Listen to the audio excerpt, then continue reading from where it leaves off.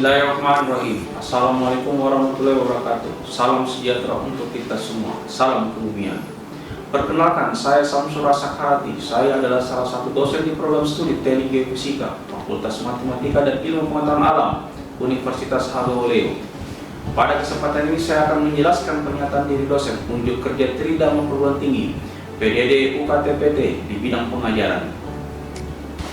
Untuk semester genap, saya dipercayakan mengampu mata kuliah metode geometrik. Adapun kode mata kuliah tersebut adalah RAA 64029. Mata kuliah ini diampu oleh dua dosen di program di semester 4 dengan bobot 3 SKS dengan praktikum. Pada mata kuliah ini dibebankan pembelajaran lulusan yang terdiri dari berikut ini. Adapun dengan sub CPMK yang terdiri dari berikut ini. Deskripsi singkat mata kuliah ini yaitu mata kuliah ini membahas tentang dasar-dasar teori hukum Ohm dan aplikasinya, penjelasan listrik bawah permukaan, sifat kelistrikan batuan, metode listrikitas, pemahaman tentang konfigurasi elektroda dan faktor geometrinya, memahami prosedur dan pengambilan data, pengolahan dan interpretasi data baik secara satu dimensi maupun secara dua dimensi. Metode perkuliahan yang kami gunakan dalam kuliah ini yaitu pertama, metode ceramah dengan harapan mahasiswa mampu memahami materi dan bisa memperoleh wawasan dari materi yang kami ajarkan. Yang kedua, metode diskusi, di mana mahasiswa bekerja dalam kelompok bersama-sama untuk mengerjakan suatu tugas kelompok. Yang ketiga adalah tanya jawab. Adapun sumber pustaka untuk pembelajaran berupa buku, jurnal atau sumber-sumber lainnya serta video kasus. Untuk interaksi, selain di ruang kelas, mahasiswa dapat bertanya atau berkomunikasi melalui via online.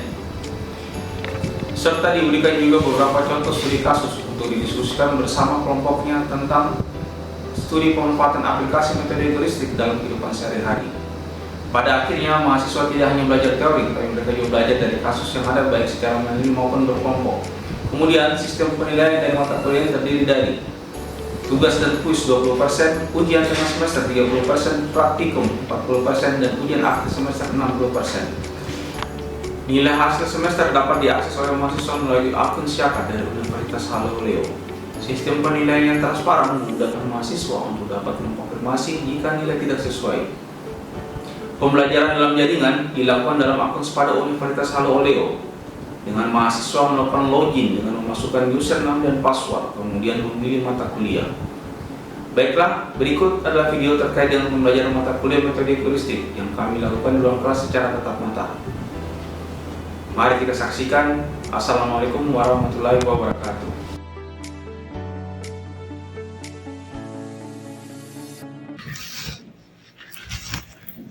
Oke, kita lanjut ke pertemuan kelima ya. Metode satu dimensi vertikal electrical sounding. Ada yang tahu enggak apa maksud dari vertikal electrical sounding ini, atau kita biasa kenal phase?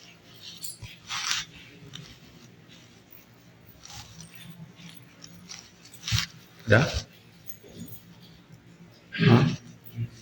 Ada yang bisa? Ya, silakan.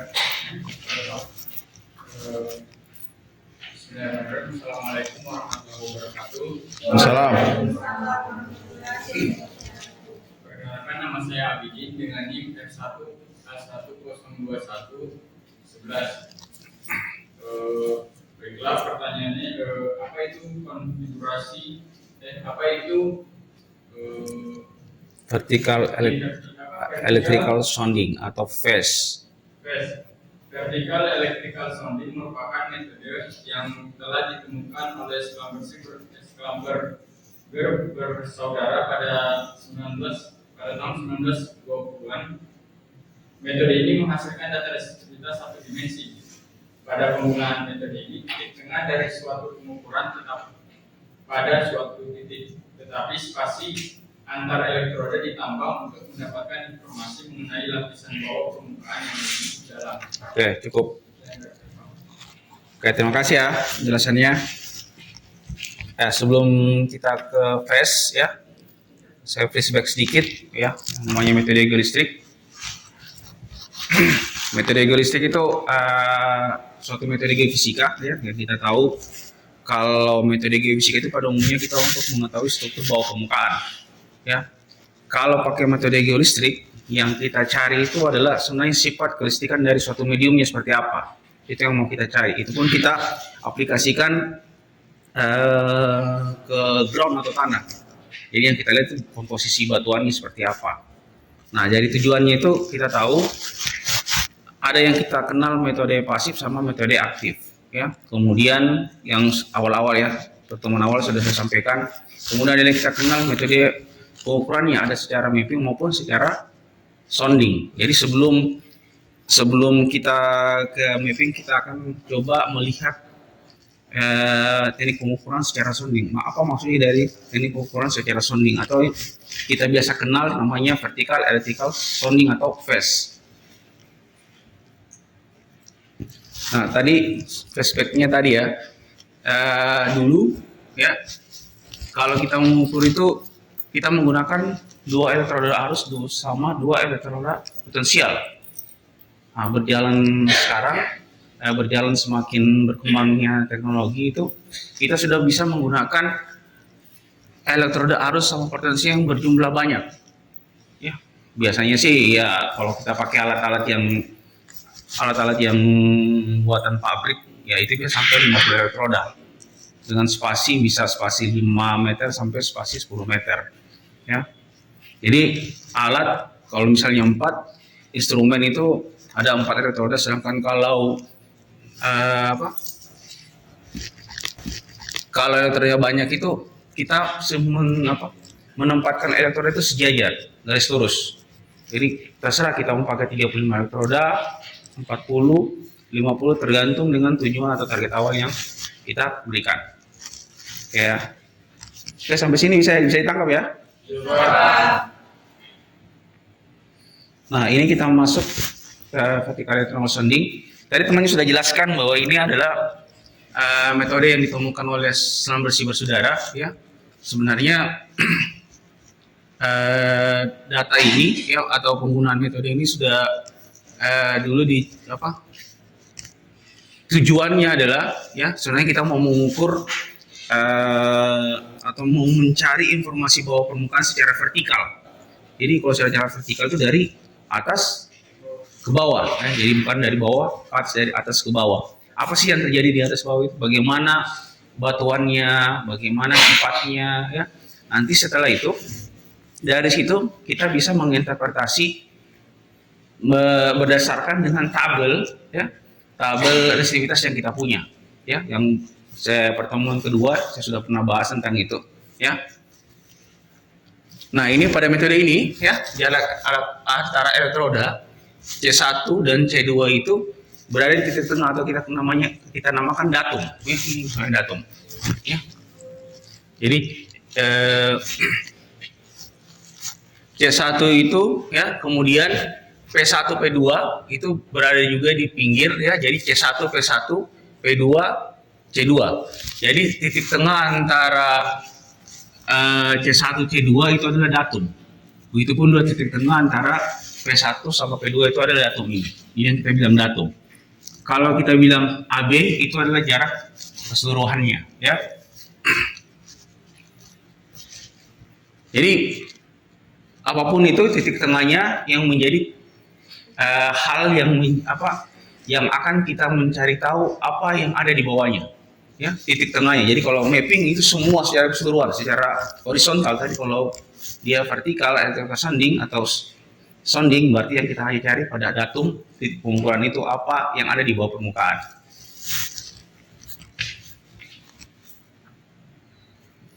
Ya, kita kenal ada beberapa konfigurasi ya, seperti yang kemarin dijelaskan, ada konfigurasi selam bersih, WNR, apalagi polipol, ya, serta yang lain.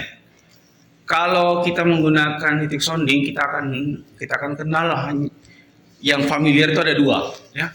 Yang pertama selam bersih, yang kedua WNR. Nah, sekarang saya hanya bahas dua, yaitu WNR sama selam bersih. Nah, konfigurasi selam bersih, apa namanya konfigurasi selam bersih itu?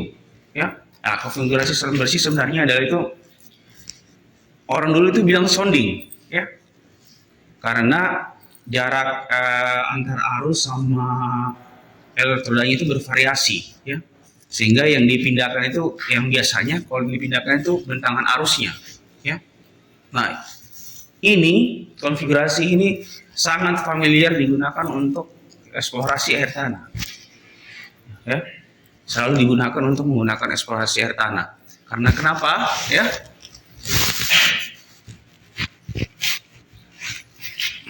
karena idealnya ya jarak MN itu dibuat sekecil-kecilnya. Jadi secara teoritis itu MN itu tidak berubah, ya. Karena kan kalau kita pakai ada namanya keterbatasan kepekaan alat ukur. Maka kalau jarak AB-nya atau arusnya semakin besar itu harusnya MN itu juga harus kita ubah. Ya.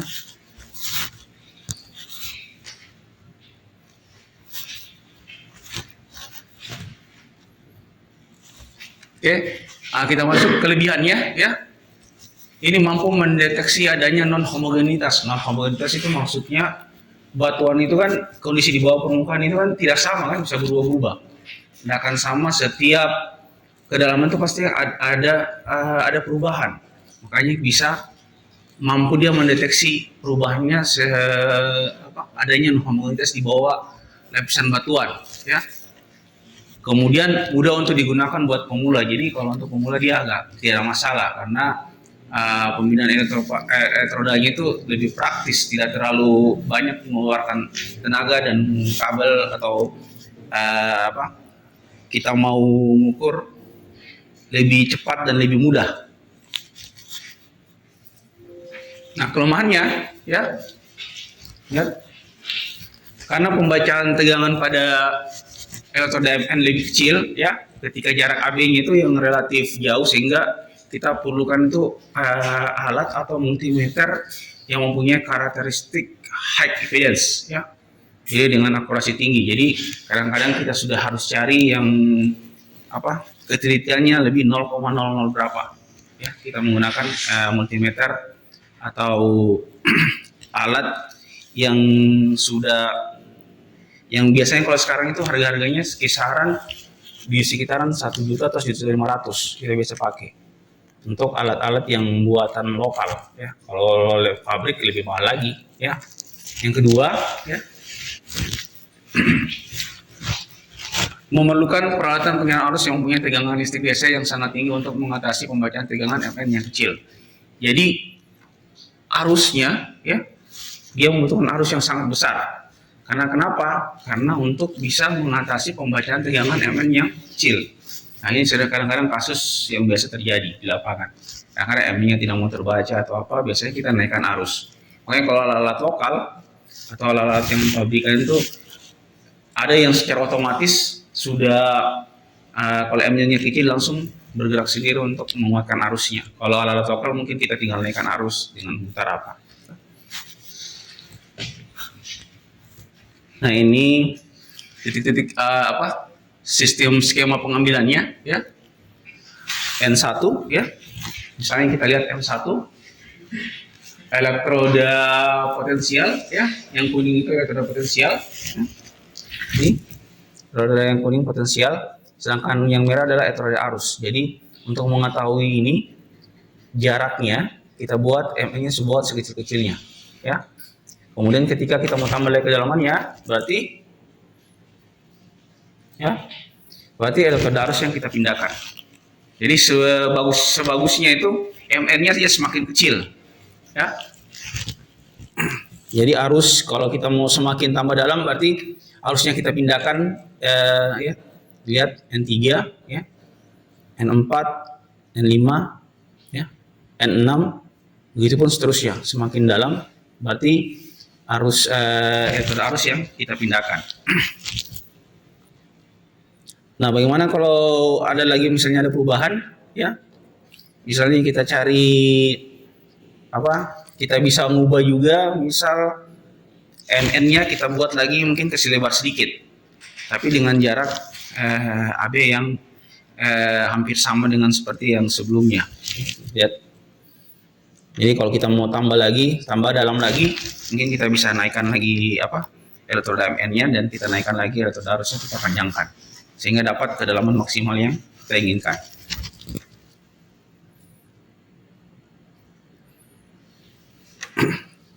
Oke, kita masuk ke konfigurasi wener, ya.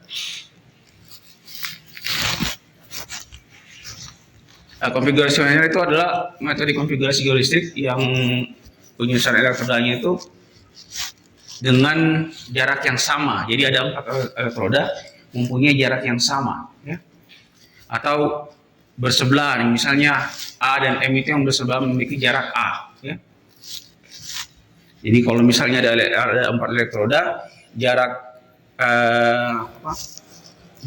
antara elektroda arus, elektroda potensial, ya, potensial arus itu jaraknya sama. Seterusnya seperti itu. Oke, kita lanjutkan konfigurasi radar, ya. Konfigurasi radar adalah metode konfigurasi geolistrik penyusunan elektrodanya dengan jarak yang sama. Jadi biasanya itu kalau jarak AB itu sepertiga. Kan kita tahu blok ini sepertiga, panjang kanan itu ada sepertiga jarak, A nya itu ada sepertiga jarak AB. Oke, pertanyaan saya, ada yang tahu nggak kekurangannya?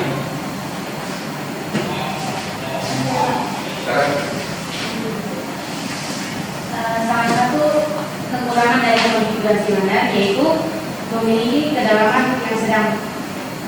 Terima kasih. Oke, kalau kelebihannya? Ya, Pak. Kelebihan dari konfigurasi radar itu Pak, yang saat ini itu memiliki sinyal yang kuat. Sinyal yang kuat, ya. Oke. Ini dia sebenarnya ada banyak sih kelebihannya. Kita kecil saja, ya. Pertama, sinyal yang kuat, akan dijelaskan semuanya. Nah, karena kalau daerah-daerah yang memang mempunyai langsung tinggi, dia selalu dipakai karena dia bisa karena sinyalnya kuat, jadi bacanya bisa terbaca dengan nilai yang nilai arus sama potensial yang lumayan besar. Kemudian ketelitian pembacaan tegangan itu pada elektroda potensialnya, ya, lebih baik. Di segi jaraknya besar karena jarak M itu lebih relatif dekat dengan elektroda arus. Jadi kalau elektroda arusnya semakin dekat dengan potensial, jadi bacanya bisa terbaca dengan baik. Nah, ini biasanya dia alat atau multimeter yang dipakai mungkin misalnya multimeter yang sudah sederhana. Sedangkan kekurangannya, ya, cakupan horizontalnya lebih buruk, ya, seiring meningkatnya jarak elektroda. Jadi cakupan horizontal itu yang panjang MN, ya, kalau kita buka itu semuanya horizontalnya, jadi kita panjang menambah panjang MN, ya, atau menambah panjang AB-nya, itu berarti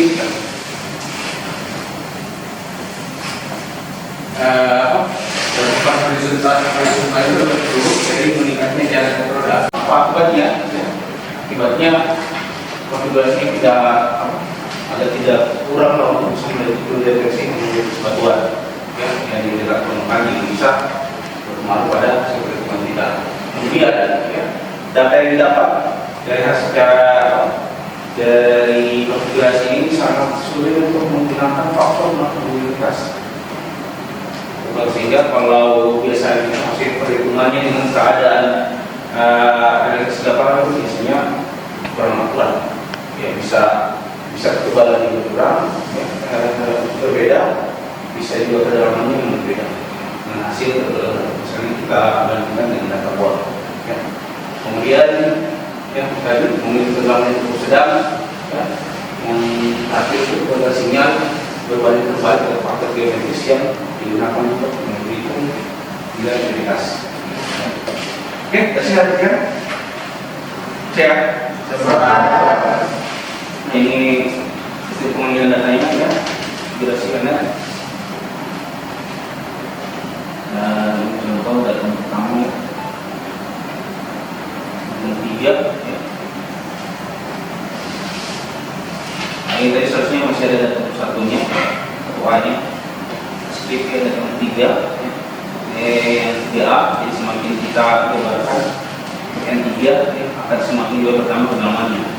Jadi misalnya kita perlebar lagi jaraknya dengan jarak yang sama ya, 4A ya, A itu terserah ya, bisa berapapun ini, mungkin sama ya. Jaraknya dibagi sepertiga, semakin kita memindahkan atau memperlebar jarak antara roda itu akan semakin dalam juga semakin menggunakan dari software.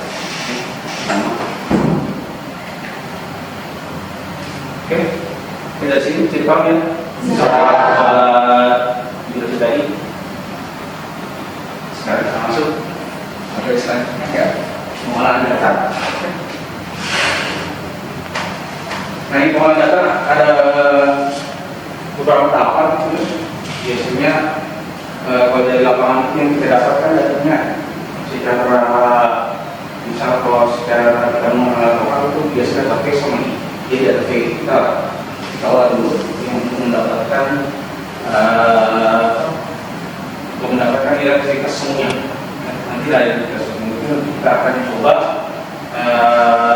modeling yang biasanya kita pakai Bitwin atau biasanya kita pakai progress. Kemudian nanti ini kita pakai Bitwin, ada data hasil yang sudah sudah kita kerjakan ya. Dari data P-nya kita masukkan ke Bitwin, nanti itu akan mengeluarkan format ini seperti apa. Nanti kita akan cari nilai error yang tertinggi model yang kita buat.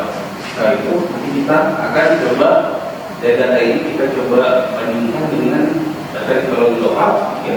Kemudian petunjuk atau teknologi yang pernah kita dapatkan atau mungkin informasi dari masyarakat. Tidak seperti kita coba interpretasi akhirnya seperti apa.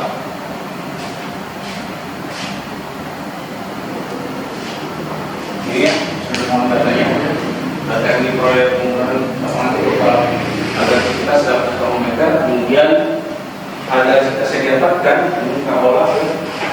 Saya ini kita masih oleh program proses yang pembacaan aktivitas terhadap kedalaman seperti kedalaman. Nanti dari misalnya kalau kayak progres itu dia akan mengatur berdasarkan waktu ukuran. Jadi hasilnya seperti apa warnanya ini nanti kita akan lihat seperti apa. Tentunya pengukuran progres sama Bitwin bergabung ya. Misal warnanya apa, identifikasi apa, dia resnya besar. Dan nanti kan kalau secara spesifik kan yang akan kita dapat informasi yang pertama itu informasi nilai informasi nilai resnya, res batuan. Yang kedua ketebalannya, yang ketiga adalah kedalamannya. Itu nanti bisa kita tahu dari situ nanti kita akan coba menginterpretasikan dia teknologi dia apa sih susunya. Nah ini yang terakhir ya, proses yang kita gunakan dari seperti progress ya, Bitwin. Sekarang ini juga kita lagi kembangkan teman-teman senior-senior itu lagi kembangkan tentang software pemodelan yang menggunakan bahasa MATLAB ya, dengan berbagai macam parameter yang dipakai. Oke, dari sini ada pertanyaan. Oke, kita masuk ke diskusi kelompok ya. Diskusi kelompoknya kita akan bagi 4 ya. Teman-teman kita akan dari kelompoknya berdasarkan kelompok yang sudah kita bagi beberapa minggu yang lalu. Kelompok kedua kita akan dibagi menjadi kelompok dengan yang kita teman-teman yang menjadi metodenya adalah ya, aplikasi request pada lingkungan atau seperti apa. Silakan.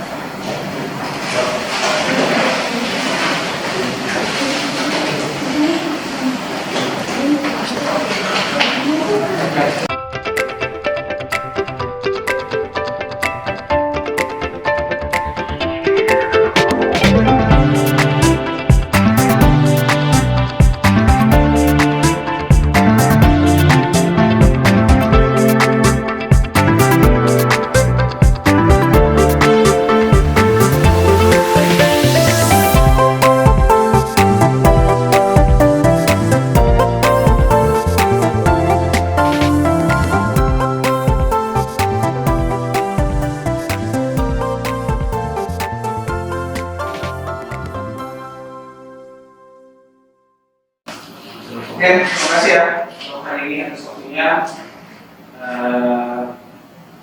Kita akan ketemu lagi di pertemuan selanjutnya dengan pertemuan yang ke-6 ya. Dari sini ada pertanyaan enggak sebelum kita selesai? Saya Muhammad Sanatbar dengan NIM 1121020. Saya ingin menyimpulkan atau mengulang kembali materi yang telah Bapak kerjakan minggu lalu, yaitu konfigurasi Islam versi dan konfigurasi banner. Seperti kita ketahui, konfigurasi Islam versi merupakan teknik sounding jarak antar arus dan elektronik bervariasi, sehingga yang dipindah-pindahkan hanya bentang arus. Sedangkan konfigurasi banner adalah metode konfigurasi geolistrik yang penyusunan elektrodanya dengan jarak yang sama. Ya, saya siap. Terima kasih, kita lanjut ya. Ya, Pak. Oke ya, sampai ketemu selanjutnya. Saya akhiri, assalamualaikum warahmatullahi wabarakatuh.